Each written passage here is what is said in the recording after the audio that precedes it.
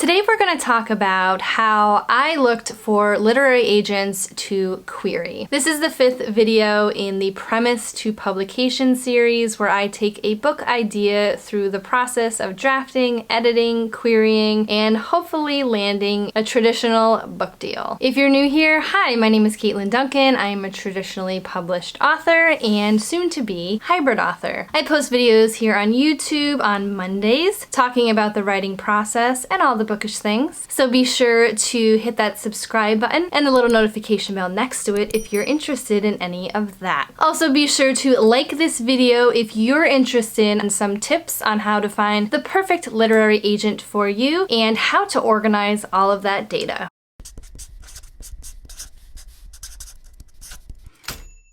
As I stated in my introduction, I am a traditionally published author, but I have never had a literary agent. So doing all of this search has been a great experience for me this year, and I'm excited to share some tips with you on how you can find a literary agent for yourself. Now, as a big disclaimer, make sure that before you query agents that you have a finished and polished manuscript to send them. Agents do not request unfinished manuscripts, and you want to put your best foot forward when finding a literary agent because it may be your only chance to make a great first impression. I'm going to go over some free and some paid ways that you can find a literary agent. Now, in terms of free, you can head to your local library or a bookstore, and usually most traditionally published authors in the back of the book in the acknowledgments section do highlight their agent. So if there is a book that you find is similar to yours or you appreciate an author's career, be sure to check out their latest release. Go to the back of the book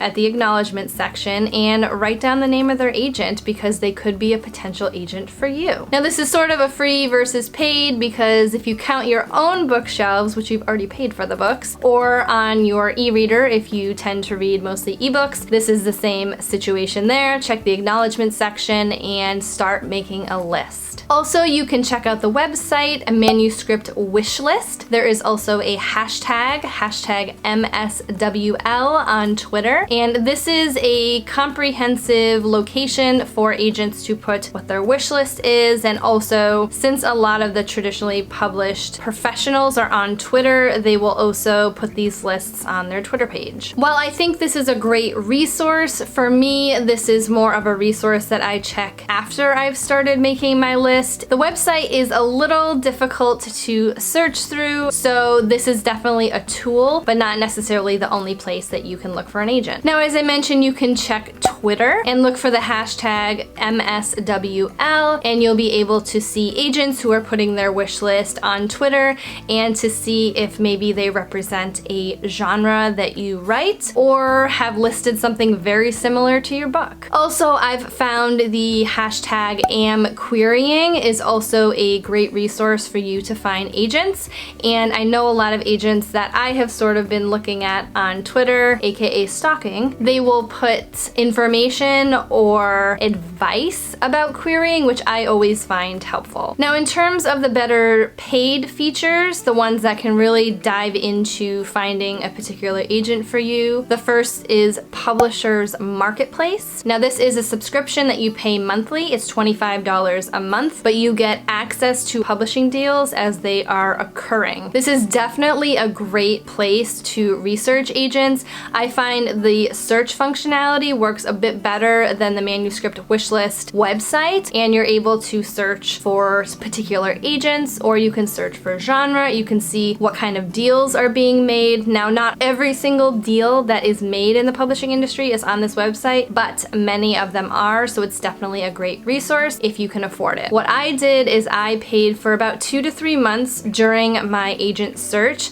and I found it an invaluable resource for finding potential agents. The top website that I have found in my agent research is called Query Tracker, and this is also a subscription base, but it's an annual fee of $25, and this is definitely essential in my querying process, in the research part of it, and also while I am querying. This is a resource that's really good when you actually start querying. So I would say if you are in the process of researching agents and you're going to start querying in the next month or two, I definitely think this is a great resource. You can start organizing your agents on there. You can see if they're open for queries, and my favorite part is you can look at their timeline, which is basically when you query them or when other people query them, you get to see the date that was queried and also the genre. And as responses start coming in from the agent, it is up to the authors to update their profiles to say whether they had a rejection or a request, and you can sort of see where you fall on that timeline. I would say the only pitfall about this website is that, like I said, it is author dependent, so if authors are not updating their query tracker, you don't really get a good view of where you are in the queue. And also, if authors are not subscribing to Query Tracker, this may not be the most comprehensive look at where agents are in their queries, but it is a fantastic resource. So once you have made your list based on Manuscript Wishlist, Twitter, Publishers Marketplace, and Query Tracker, the next thing that I did to narrow my data a little bit was to check out the agent's website. Sometimes they will have their own website, but I really found a lot of benefit from going to the agency website where the agent was listed, and I would check out all of the other agents at the agency to see if there was an agent that would be a better fit or an agent that I could query. Maybe if my first query went through and it was rejected, most agencies will allow you to query another agent after you've had a response. Most agencies will usually have a rule against querying multiple agents at the agency at the same time, but a lot of them will allow you to query after you've received a rejection. For me, I wanted to get the most comprehensive list during this research process so that when I started querying, I already had a list of everyone I wanted to query or everyone I found during my research. So after compiling all of that information, I created a spreadsheet. Now, you could easily do this in a notebook, but I find that spreadsheets work best for my brain and how I like to organize data. But I do think it's very important to track no matter what method you use, because all of this information can get a little jumbled and the process of querying is so stressful. So it's always helpful to find your way of organizing and just keep track of who you're querying and who is next to query. So in terms of how I set up my sheet, I created a new spreadsheet and I put in the first column the agent's name, and also try to make sure you spell this correctly. I find that cutting and pasting is best. I know sometimes agents can look over some spelling mistakes, but I would recommend trying to get their name right the first time so you don't necessarily have a ding against you when you query them. In the next column, I would put the agency name. As I mentioned before, that most of the time they don't really appreciate one author sending